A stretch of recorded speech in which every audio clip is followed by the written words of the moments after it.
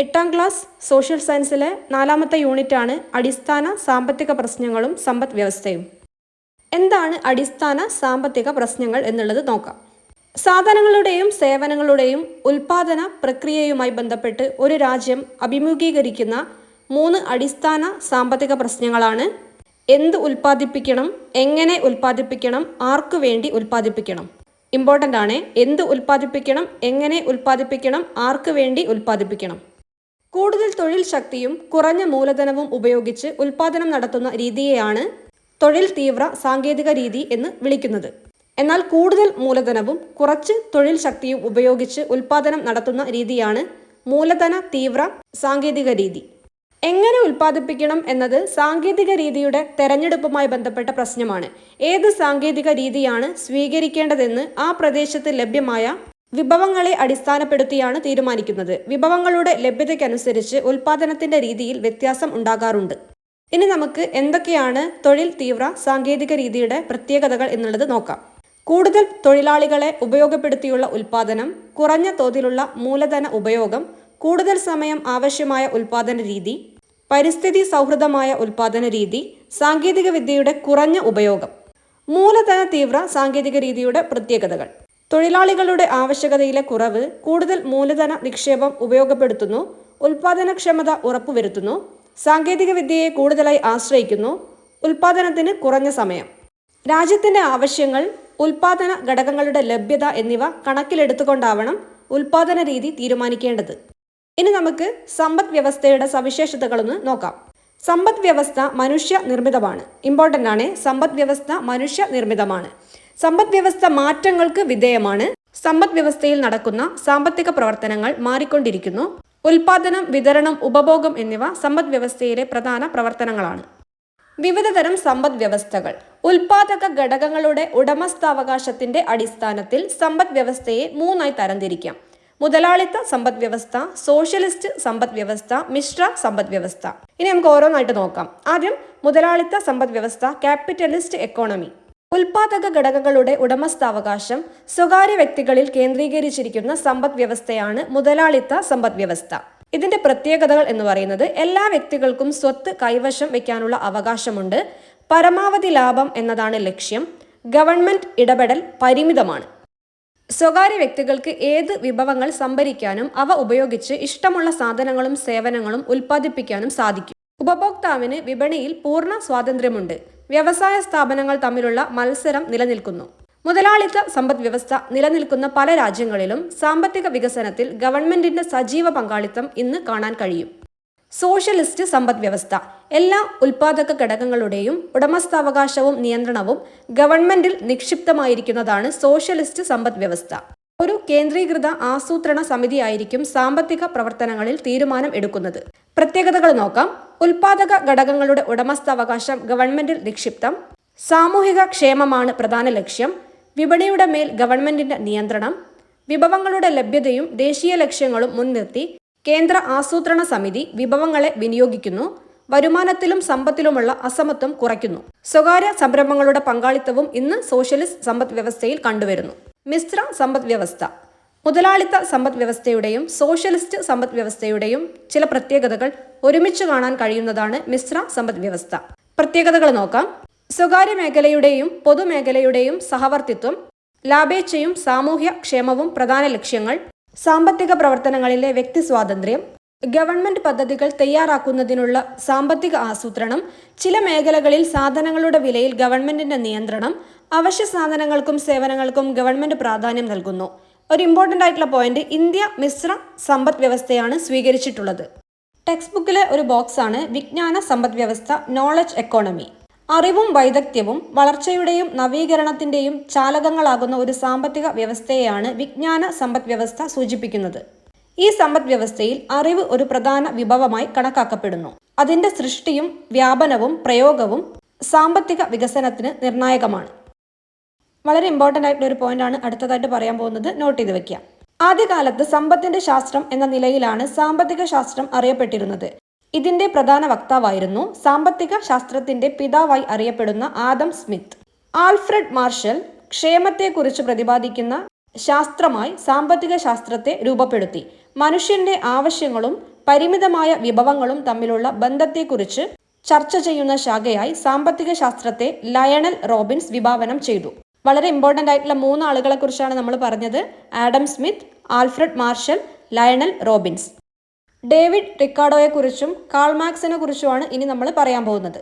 British സാമ്പത്തിക ശാസ്ത്രജ്ഞനായ David Ricardo 2 രാജ്യങ്ങൾ തമ്മിലുള്ള വ്യാപാരം വഴി ഇരു രാജ്യങ്ങളിലെയും ക്ഷേമം വർദ്ധിപ്പിക്കാം എന്ന സിദ്ധാന്തം കൊണ്ടുവന്നു.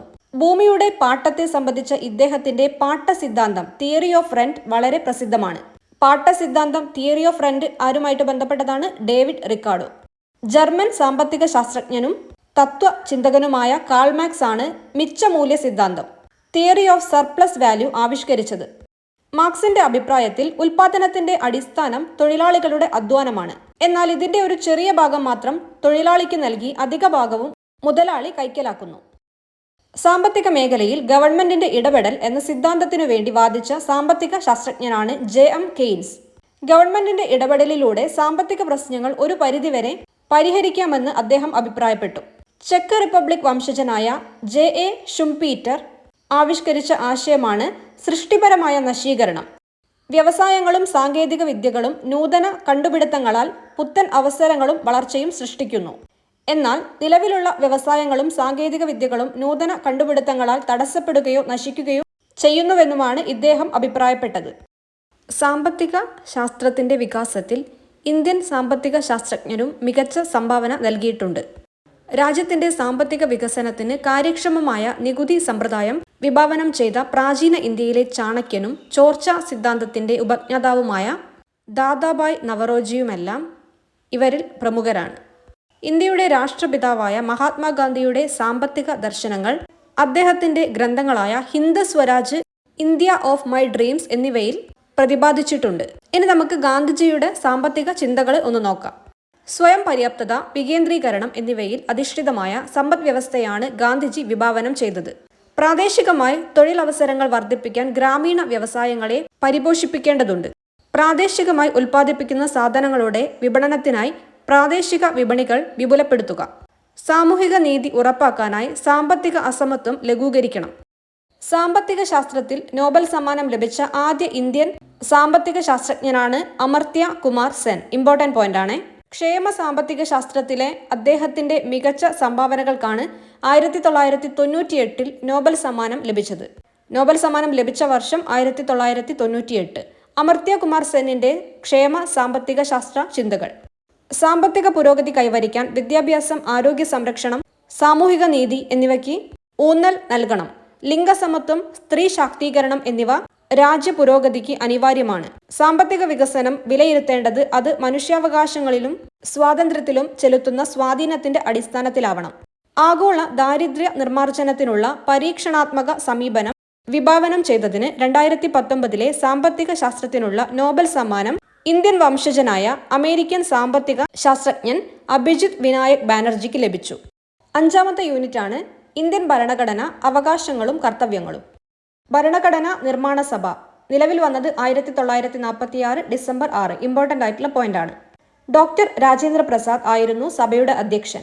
ഇന്ത്യയുടെ പ്രഥമ പ്രധാനമന്ത്രിയായ ജവഹർലാൽ നെഹ്റു 3 പ്രധാന ഉപസമിതികളുടെ അധ്യക്ഷനായിരുന്നു. രൂപീകരിക്കുന്ന സമയത്ത് ഉണ്ടായിരുന്ന അംഗങ്ങൾ 389, 1947 ശേഷം 299 അംഗങ്ങൾ. മാഗ്ന കാർട്ട ബ്രിട്ടനിൽ അവകാശങ്ങളെ സംബന്ധിച്ച് രൂപപ്പെട്ട ആദ്യകാല രേഖയാണ് മാഗ്ന കാർട്ട. വലിയ പ്രമാണം എന്നാണ് ഇതിന്റെ അർത്ഥം. രാജാവും രാജാവിന്റെ ഭരണകൂടവും നിയമത്തിന് അതീതരല്ല എന്ന് പ്രഖ്യാപിക്കുന്ന ഔദ്യോഗിക പ്രമാണമാണ് ഇത്. 1215 ഇംഗ്ലണ്ടിലെ ഭരണാധികാരിയായിരുന്ന ജോൺ രാജാവിനെ ഈ രേഖയിൽ ജനങ്ങൾ നിർബന്ധിച്ച് ഒപ്പുവെപ്പിച്ചു. ബ്രിട്ടീഷ് പാർലമെന്റിന്റെ അധികാരങ്ങൾക്കും നിയമ തത്വങ്ങൾക്കും ഇത് പിന്നീട് അടിസ്ഥാനമായി മാറി. ഇംഗ്ലണ്ടിലെ petition of rights, bill of rights എന്നീ അവകാശ രേഖകൾ മാഗ്ന കാർട്ടയുടെ സ്വാധീനത്താൽ രൂപപ്പെട്ടവയാണ്. ഫ്രാൻസിലെ മനുഷ്യാവകാശ പ്രഖ്യാപനം 1789 ഫ്രാൻസിലെ ദേശീയ അസംബ്ലി പ്രഖ്യാപിച്ച അവകാശ രേഖയാണ് മനുഷ്യാവകാശ പ്രഖ്യാപനം. എല്ലാ പൗരർക്കും വ്യക്തിഗതവും കൂട്ടായതുമായ അവകാശങ്ങൾ ഈ രേഖ പ്രഖ്യാപിക്കുന്നുണ്ട്. പൗരർ ജന്മനാ സ്വതന്ത്രരും അവകാശങ്ങളിൽ തുല്യതയുള്ളവരുമാണെന്നും സാമൂഹിക വ്യത്യാസങ്ങൾ പൊതുനന്മയുടെ അടിസ്ഥാനത്തിൽ മാത്രമേ സ്ഥാപിക്കപ്പെടുകയുള്ളൂ എന്നും ഈ പ്രഖ്യാപനം പറയുന്നു. ഭരണഘടനാ ദിനം നവംബർ 26 ഇന്ത്യയിൽ ഭരണഘടനാ ദിനമായി ആചരിക്കുന്നു. 1949 നവംബർ 26 ഭരണഘടനാ നിർമ്മാണ സഭ ഇന്ത്യൻ ഭരണഘടന അംഗീകരിച്ചതിന്റെ ഓർമ്മയ്ക്കായാണ് ഈ ദിനം ആചരിക്കുന്നത്. വിദ്യാഭ്യാസ അവകാശ നിയമം റൈറ്റ് ടു എഡ്യൂക്കേഷൻ ആക്ട് 2009. 2002 86 ഭരണഘടനാ ഭേദഗതിയിലൂടെ അനുച്ഛേദം 21A പ്രകാരമാണ് വിദ്യാഭ്യാസം മൗലിക അവകാശമായി പ്രഖ്യാപിക്കപ്പെട്ടത്. 2009 വിദ്യാഭ്യാസ അവകാശ നിയമം പാർലമെന്റ് അംഗീകരിച്ചു. 2010 ഏപ്രിലിൽ ഈ നിയമം പ്രാബല്യത്തിൽ വന്നു. ഈ നിയമപ്രകാരം 6 വയസ്സിനും 14 വയസ്സിനും ഇടയിലുള്ള എല്ലാ കുട്ടികൾക്കും സൗജന്യവും നിർബന്ധിതവും ഗുണനിലവാരമുള്ളതുമായ വിദ്യാഭ്യാസം ഉറപ്പാക്കി. മൗലിക അവകാശങ്ങൾ ഫണ്ടമെന്റൽ റൈറ്റ്സ്. സമത്വത്തിനുള്ള അവകാശം അനുച്ഛേദം 14 മുതൽ 18 വരെ. സ്വാതന്ത്ര്യത്തിനുള്ള അവകാശം അനുച്ഛേദം 19 മുതൽ 22 വരെ. ചൂഷണത്തിനെതിരായ അവകാശം അനുച്ഛേദം 23, 24. മതസ്വാതന്ത്ര്യത്തിനുള്ള അവകാശം അനുച്ഛേദം 25 മുതൽ 28 വരെ. സാംസ്കാരികവും വിദ്യാഭ്യാസപരവുമായ അവകാശങ്ങൾ അനുച്ഛേദം 29 മുതൽ 30 വരെ. ഭരണഘടനാപരമായ പരിഹാരങ്ങൾക്കുള്ള അവകാശം അനുച്ഛേദം 32. ഇനി പലതരം റിട്ടുകളെക്കുറിച്ചാണ് പറയാൻ പോകുന്നത്. Habeas corpus. അന്യായമായി തടങ്കലിൽ വെച്ചിട്ടുള്ള ഒരാളെ കോടതിക്ക് മുൻപാകെ ഹാജരാക്കാൻ ആവശ്യപ്പെട്ടുകൊണ്ട് കോടതി പുറപ്പെടുവിക്കുന്ന ഉത്തരവ്. മാൻഡമസ്. ഒരു ഉദ്യോഗസ്ഥൻ തന്റെ നിയമപരമായ കർത്തവ്യം നിറവേറ്റാതിരിക്കുന്നത് മൂലം മറ്റൊരു വ്യക്തിയുടെ അവകാശം ഹനിക്കപ്പെടുന്നതായി കോടതി കണ്ടെത്തുമ്പോൾ പുറപ്പെടുവിക്കുന്ന ഉത്തരവ്. പ്രൊഹിബിഷൻ. തങ്ങളുടെ അധികാര പരിധിയിൽ വരാത്ത ഒരു കേസ് കീഴ്ക്കോടതികൾ പരിഗണിക്കുന്നത് വിലക്കിക്കൊണ്ടുള്ള സുപ്രീം കോടതിയുടെയോ ഹൈക്കോടതിയുടെയോ ഉത്തരവ്. കോ വാറന്റോ. ഒരു ഉദ്യോഗസ്ഥൻ അർഹതയില്ലാത്ത സ്ഥാനം വഹിക്കുന്നത് തടഞ്ഞുകൊണ്ട് കോടതി പുറപ്പെടുവിക്കുന്ന ഉത്തരവ്. സെർഷ്യോററി. ഒരു കീഴ്ക്കോടതിയുടെ പരിഗണനയിൽ ഇരിക്കുന്ന കേസ് മേൽക്കോടതിയിലേക്ക് കൈമാറ്റം ചെയ്യാനുള്ള ഉത്തരവ്. Directive principles of state policy. രാഷ്ട്ര നയത്തിന്റെ നിർദ്ദേശക തത്വങ്ങൾ. അവകാശങ്ങൾക്കും സ്വാതന്ത്ര്യങ്ങൾക്കുമൊപ്പം സാമൂഹിക സാമ്പത്തിക നീതിക്കും തുല്യ പ്രാധാന്യമുണ്ട്. ഇത് കൈവരിക്കുന്നതിനുള്ള ആശയങ്ങളാണ് രാഷ്ട്ര നയത്തിന്റെ നിർദ്ദേശക തത്വങ്ങളിൽ ഉൾപ്പെടുത്തിയിട്ടുള്ളത്. എല്ലാ വിഭാഗം ജനങ്ങളുടെയും ക്ഷേമവും പുരോഗതിയും ഉറപ്പുവരുത്തിക്കൊണ്ട് ക്ഷേമരാഷ്ട്രം സ്ഥാപിക്കുകയാണ് ഇതിന്റെ ലക്ഷ്യം. മൗലികാവകാശങ്ങളിൽ നിന്നും വ്യത്യസ്തമായി ഇവ കോടതിയുടെ പിൻബലത്തോടെ നടപ്പാക്കാൻ കഴിയുന്നതല്ല. ഇമ്പോർട്ടന്റ് ആയിട്ടുള്ള പോയിന്റാണ്. അതേസമയം സർക്കാരുകൾ നയങ്ങളും പരിപാടികളും ആവിഷ്കരിക്കുമ്പോൾ ഈ നിർദ്ദേശക തത്വങ്ങൾക്ക് മതിയായ പരിഗണന നൽകേണ്ടതുണ്ട്. ഭരണഘടനയുടെ ഭാഗം 4 അനുച്ഛേദം 36 മുതൽ 51 വരെയാണ് നിർദ്ദേശക തത്വങ്ങൾ ഉൾക്കൊള്ളിച്ചിരിക്കുന്നത്. മൗലിക കർത്തവ്യങ്ങളെക്കുറിച്ച് നിർദ്ദേശങ്ങൾ സമർപ്പിക്കാനായി 1976 കേന്ദ്ര സർക്കാർ നിയോഗിച്ച കമ്മിറ്റിയാണ് സർദാർ സ്വരൺ സിംഗ് കമ്മിറ്റി. കമ്മിറ്റിയുടെ നിർദ്ദേശങ്ങൾ പരിഗണിച്ച് 1976 42ാം ഭരണഘടനാ ഭേദഗതിയുടെ ഭാഗമായി മൗലിക കർത്തവ്യങ്ങൾ ഉൾക്കൊള്ളുന്ന ഒരു പുതിയ ഭാഗം 4A ഭരണഘടനയിൽ ഉൾപ്പെടുത്തി. ഇത് പ്രകാരം 51A എന്ന അനുച്ഛേദമായിട്ടാണ് മൗലിക കർത്തവ്യങ്ങൾ ഭരണഘടനയുടെ ഭാഗമായി തീർന്നത്.